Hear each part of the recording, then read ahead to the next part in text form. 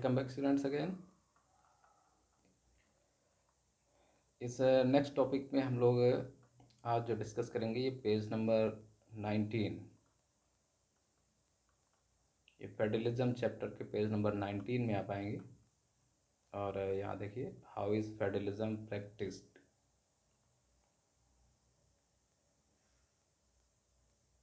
Federalism की practised या जो संघीय शासन व्यवस्था है, संघवाद है, इसको किस तरह से इंडिया में इसको कार्य रूप में और प्रैक्टिस में लाया गया है, इस पर हम लोग डिस्कशन करेंगे। अभी लास्ट वीडियो में और लास्ट जो भी डिस्कशन था उसमें आपने देखा कि किस तरह से फेडरलिज्म के जो फॉर्म्स हैं वो होल्डिंग टुगेदर, और इसके बाद में जो दूसरा फॉर्म था उसका कमिंग टुगेदर, ये दोनों फॉर्म पूरे वर्ल्ड में सभी डेमोक्रेटिक कंट्रीज़ में किसी न किसी कंट्री में एग्जिस्ट कर रहे हैं। और इसके साथ साथ आपने ये भी देखा कि फेडरलिज्म के जो फीचर्स हैं उनमें डिस्प्यूट की कंडीशन में, जब गवर्नमेंट के जो डिफरेंट लेवल्स हैं, सेंट्रल, स्टेट और लोकल गवर्नमेंट, इनमें डिस्प्यूट की कंडीशन में जुडिशरी का क्या रोल है। जो कोर्ट्स हैं, हाई कोर्ट और सुप्रीम कोर्ट, वो फाइनल डिसीजन लेते हैं और डिस्प्यूट को सॉल्व करने के लिए रिस्पॉन्सिबल भी हैं, क्योंकि अल्टीमेटली किसी भी कंट्री का जो रूल और लॉज हैं, कॉन्स्टिट्यूशन है, उसके गार्जियन के तौर पर, उसके गार्ड के तौर पर हम लोग कोर्ट को लेते हैं। कोर्ट जो होता है एक तरीके से वो कॉन्स्टिट्यूशन का, रूल्स लॉज का एक सुरक्षा गार्ड है,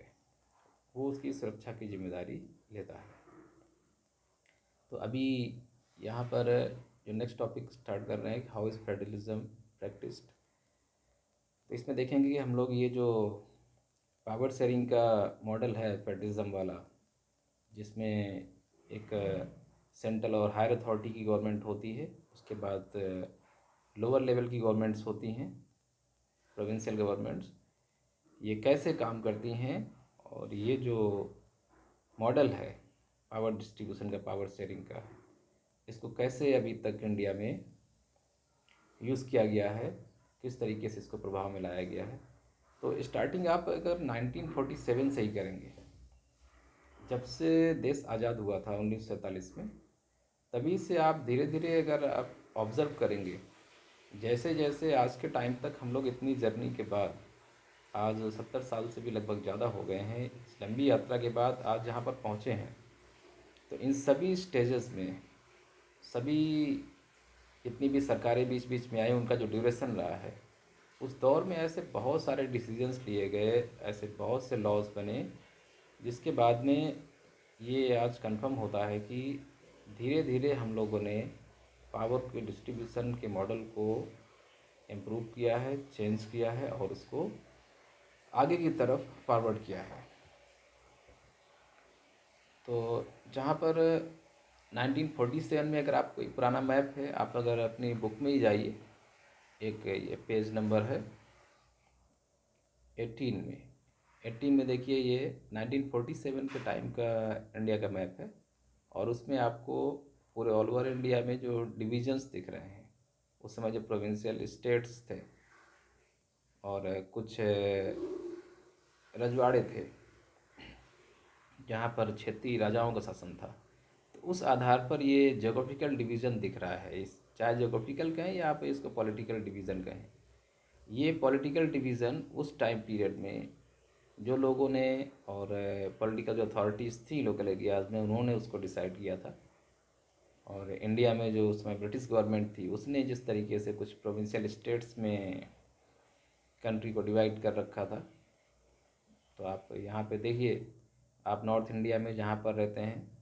उस जगह लिखा हुआ यूनाइटेड प्रोविंसेस, ये अवध क्षेत्र था यूनाइटेड प्रोविंसेस का रीजन, लखनऊ इलाहाबाद रीजन ये यूनाइटेड प्रोविंसेस में आता था। इसके बाद में सेंट्रल प्रोविंसेस, जो मध्य प्रदेश और महाराष्ट्र का कुछ हिस्सा आज आपको दिखता है, वो उस टाइम पीरियड में सेंट्रल प्रोविंसेस के नाम से जाना था। उसके नीचे तेलंगाना का जो रीजन है, जहाँ पर हैदराबाद आज भी है, लेकिन आज हैदराबाद सिर्फ सिटी है, कैपिटल है, लेकिन उस टाइम पीरियड में हैदराबाद पूरी एक प्रेसिडेंसी थी और ये पूरा एक पॉलिटिकल रीजन था, स्टेट के तरीके था। फिर नीचे मैसूर है साउथ इंडिया में। ऐसे ही आप गुजरात तो देख ही रहे हैं। और ये है बॉम्बे प्रेसिडेंसी, ये देखिए वर्टिकल ऐसे लिखा हुआ है, जिसको हम लोग महाराष्ट्र कहते हैं। वो उस टाइम पीरियड में बॉम्बे प्रेसिडेंसी के नाम से जाना जाता था। और ये क्योंकि उस 1947 में आपको पता ही है, ये वेस्ट पाकिस्तान, पश्चिमी पाकिस्तान और इधर ये पूर्वी पाकिस्तान, ये डिवीज़न हो ही चुका था। तो यहाँ पर ये दिख रहा है कि उस टाइम पीरियड में इस तरीके का पॉलिटिकल डिवीज़न था। आज के टाइम में आप जो इंडिया का नया मैप कोई भी देखिए इस टाइम पीरियड में, अभी भी रिसेंटली आपने देखा कि लद्दाख जम्मू कश्मीर को यूनियन टेरिटरी के फॉर्म में इस्टेब्लिश करके उनको सेपरेट कर दिया गया है। तो फिर से चेंजमेंट हुआ, तो ये तो नया चेंजमेंट है जैसे देख रहे हैं। और इसी तरीके से जैसे लद्दाख और ये जम्मू कश्मीर अभी सेपरेट हुए और उनको मेन स्टेट से हटा करके यूनियन टेरिटरीज़ में इंक्लूड कर दिया गया है, तो आप बिल्कुल आप समझ सकते हैं कि पहले भी ऐसा होता रहा है और पहले के टाइम पीरियड में धीरे धीरे चेंज हुआ है सब कुछ 1947 के बाद। तो उस टाइम पीरियड में 1947 में बहुत सारी ऐसी चीज़ें थीं जिनको इमीडिएटली चेंज करना, इस्टेब्लिश कर पाना या फॉर्म करना गवर्नमेंट के पावर में नहीं था, उसके कंट्रोल में नहीं था। लेकिन धीरे धीरे आपको पता है कि पार्लियामेंट इसीलिए बैठती है कि आने वाली जो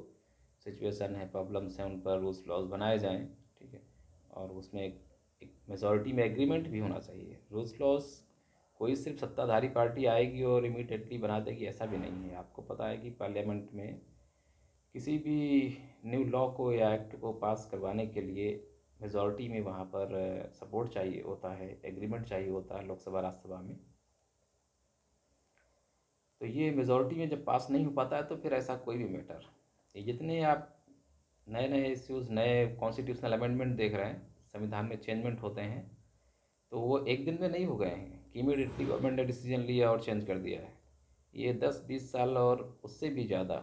हो सकता है 50 साल से ये मैटर डिस्कशन में चले आ रहे हैं, लेकिन मेजॉरिटी में एग्रीमेंट ना होने की वजह से उस पर कोई लॉ पास नहीं हो पाया।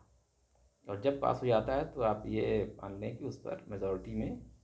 लोग सहमत हो गए हैं। और पार्लियामेंट के जो मेंबर्स हैं उनका मेजॉरिटी में एग्रीमेंट का मतलब है कि ये पूरे कंट्री की तरफ से मेजॉरिटी में एग्रीमेंट है, क्योंकि वो जो पार्लियामेंट के मेंबर्स हैं वो पूरे ऑल ओवर कंट्री से पीपल्स के रिप्रेजेंटेटिव्स हैं। वो जनता के प्रतिनिधि के तौर पर वहाँ बैठे हैं, जनता का वहाँ पर एक तरीके से प्रतिनिधित्व कर रहे हैं, जनता की ही डिमांड को वहाँ पर वो रख रहे हैं पार्लियामेंट में। इसीलिए इनडायरेक्टली वो जनता की सहमति है, जनता का एग्रीमेंट है। तो जितने भी इस तरह के चेंजेस होते आए हैं और इसने पूरे कंट्री में जो भी नए रूल्स लॉज बने और जितने भी इस तरीके के चेंजमेंट हुए, उनसे ये शो आउट किया है कि हमने लगातार कल्चरल, लिंग्विस्टिक, रिलीजियस और जियोग्राफिकल, पॉलिटिकल जितनी भी डाइवर्सिटीज़ हो सकती हैं, जितने भी तरीके की देश में विभिन्नताएं हैं, जितनी भी यहाँ पर वैराइटीज़ हैं किसी भी तरीके के विचारधारा की, उनको ध्यान में रखते हुए और माइनॉरिटीज़ के भी हितों का ध्यान में रखते हुए हम लोगों ने धीरे धीरे करके इन सभी चीज़ों को चेंज किया है। और ये भी पावर शेयरिंग का एक मेथड है। पब्लिक की डिमांड के अकॉर्डिंग हम चीज़ों को धीरे धीरे प्रोवाइड कराते जाएं उनको, ये भी पावर को शेयर करने का ही एक मेथड है कि हम अल्टीमेटली क्या कर रहे हैं, जनता की डिमांड के अकॉर्डिंग उनको वो अधिकार देते जा रहे हैं, प्रोवाइड करते जा रहे हैं। तो 1947 में जो स्टेट दिख रहे हैं और आज के टाइम पीरियड में जो स्टेट फॉर्म हो गए हैं, उस पर एक तरीके से जो पावर शेयरिंग का मॉडल अडॉप्ट किया गया है और ये फेडरलिज्म का ही पार्ट है, संघीय शासन व्यवस्था का ही एक हिस्सा रहा है। उस टॉपिक को हम लोग यहाँ पे स्टार्ट करेंगे। इसको लिंग्विस्टिक स्टेट्स के नाम से डिनोट किया गया है, भाषाई राज्य। या भाषा के आधार पर राज्यों का गठन, ये 1947 के बाद अभी तक फेडरलिज्म में प्रैक्टिस में आया, या इस संघवाद में सबसे ज़्यादा प्रयोग किया जाने वाला कॉन्सेप्ट है, जो लगातार अभी भी वर्क कर रहा है। आपने देखा है कि इंडिया में लगभग लगभग कॉन्स्टिट्यूशन में, भारतीय संविधान में, इस टाइम पीरियड में 22 शेड्यूल्ड लैंग्वेजेस हैं। भारत में बोली जाने वाली जितनी भी बहुत सारी भाषाएं हैं, 500 से भी ऊपर रिकॉग्नाइज़ की गई हैं कि ऐसी लैंग्वेजेस हैं जो भारत के अंदर विभिन्न क्षेत्रों में मेजॉरिटी में बोली जाती हैं। लेकिन उनमें से 22 को, जो बड़े रीजन में और जिनकी अपनी स्क्रिप्ट है, उनकी अपनी लिखावट है, क्योंकि भाषा को सिर्फ खाली बोलचाल के माध्यम से ही नहीं देखा जा सकता, उसको ये भी देखा जाएगा कि उसकी अपनी एक स्क्रिप्ट भी होनी चाहिए। अगर हम कहीं ऑफिशियली किसी लैंग्वेज को अडॉप्ट कर रहे हैं, तो अब मान लीजिए उत्तर प्रदेश में अगर हम केवल भाषाओं की बात करेंगे तो भोजपुरी, अवधी, बुंदेली, बघेलखंडी, इस तरह की लेकर के जाने कितनी भाषाएं हैं। अगर इन सब को हम ऑफिशियल लैंग्वेज के फॉर्म में या किसी तरीके की कामकाज की भाषा के रूप में इस्तेमाल करेंगे तो बड़ा मुश्किल हो जाएगा, क्योंकि इन सब की जो राइटिंग है, जो स्क्रिप्ट है, इनके जो लेटर हैं, अक्षर हैं, वो एक ही हिंदी भाषा के खड़ी बोली के उस देवनागरी लिपि का हिस्सा है। और जब सबको ही उसी में लिखा जाना है, राइटिंग में सब एक जैसी हैं, तो फिर बड़ा मुश्किल हो जाता है कि हम भोजपुरी में सारे काम काज करें कि बुंदेलखंडी में करें कि अवधी में करें, और लिखावट सबकी एक ही है, लेटर सब में वही इस्तेमाल होने हैं। तो ऐसे में जो मेजर डिसीजन लिया जाता है वो ये देखा जाता है कि साहित्यिक दृष्टि से कौन सी भाषा, और कामकाज की दृष्टि से, ऑफिशियल दृष्टि से कौन सी स्क्रिप्ट सही रहेगी। तो हिंदी की जो खड़ी बोली भाषा है, क्योंकि इसमें साहित्यिक विकास सबसे ज़्यादा हुआ था, और ये बोलचाल में सबसे ज़्यादा आप ये कह सकते हो कि आधिकारिक तौर पर प्रयोग की जाने वाली भाषा रही है, तो इसलिए इसको ये दर्जा प्राप्त हुआ था। ऐसे ही तमाम राज्यों में, आप चाहे असम में जाइए, बिहार में जाइए, वेस्ट बंगाल में, उड़ीसा में, साउथ इंडिया के तमिलनाडु, केरला, कर्नाटका, महाराष्ट्र, ये स्टेट्स हैं, वहाँ पर एक आधी जो मुख्य भाषाएं हैं जिनकी अपनी स्क्रिप्ट है, उनकी अपनी लिखावट है, उसके अलावा भी तमाम क्षेत्रीय भाषाएं होती हैं जो उससे मिलती जुलती बोली जाती हैं। लेकिन उन भाषाओं के आधार पर, उन क्षेत्रीय भाषाओं के आधार पर डिवीज़न करना बहुत मुश्किल हो जाता है। इसीलिए एक कम से कम मुख्य भाषा को, जिसकी एक बड़े क्षेत्र में पहचान हो, उसमें लोग बातचीत करते हों, और उसके लिखने की जो ये लेटर्स हैं, उसकी अपनी लिपि है, स्क्रिप्ट है, वो दूसरे से डिफरेंट हो, और ये भी निश्चित हो जाए कि उस क्षेत्र में, उस विशेष एरिया में दूसरी कोई लिपि या दूसरी कोई भाषा एग्जिस्ट नहीं कर सकती है। इसके लिए वहाँ के लोगों को सीखना पड़ेगा। मान लीजिए उत्तर भारत के जो राज्य हैं, ये हरियाणा, उत्तर प्रदेश, बिहार, इन राज्यों में हिंदी के अलावा यदि कोई दूसरी भाषा जो राज्य के काम काज हैं, या जो ऑफिशियल हैं वर्क्स, और या स्कूलों में जो एजुकेशन का माध्यम है, उसमें हिंदी के अलावा कोई दूसरी भाषा रख दी जाती, हम असमिया भाषा को, उड़िया को, या फिर तमिल को अगर यहाँ पर एजुकेशन की लैंग्वेज बना लेते, ऑफिशियल वर्क की लैंग्वेज बना लेते, तो कितना मुश्किल हो जाता। हम जिस भाषा को जानते हैं, जिसमें बात कर सकते हैं, जो लिख सकते हैं, उसका इस्तेमाल ही नहीं हो रहा है, और हमें एक ऐसी भाषा ज़बरदस्ती पढ़ाई जा रही है और थोपी जा रही है, अब जिसको समझने के लिए हमें अलग से सीखना पड़ेगा। तो ये एक तरीके से पीपल्स के ऊपर, सिटीजन्स के ऊपर प्रेशर भी होता, और उनके ऊपर एक अतिरिक्त बोझ बन जाता। सामान्य जीवन जीने से ज़्यादा उनके ऊपर ये एक अलग से बोझ बन जाता कि अब आपको ये लैंग्वेज भी सीखनी है, और बिना इसके काम चलने वाला नहीं है।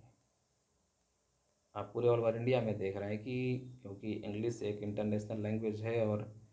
तमाम तरीके की इन्फॉर्मेशन इंग्लिश के बिना शेयर नहीं की जा सकती हैं, तो तब भी